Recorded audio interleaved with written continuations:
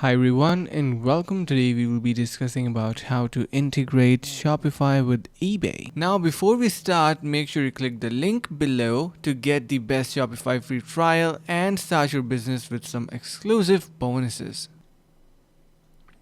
So you can directly incorporate it with your eBay. So if you head over to your online store and in preferences, so there is no as such option within the platform to incorporate with eBay, but if you search it for the platform in the app store, the eBay platform, then you might have a luck with different integrations that are going to be helping you to bridge between eBay and Shopify. Or what you can do is simply head over to your homepage, and from there you're gonna head over to your apps and sales channel. So you are gonna be developing a custom eBay integration API key that is going to help you bridge between eBay and Shopify. So these are some of the methods that you can apply to integrate Shopify with eBay. And hope this video was helpful. Finally, make sure to click the link in the description below to take advantage of our exclusive Shopify free trial to start your business right away.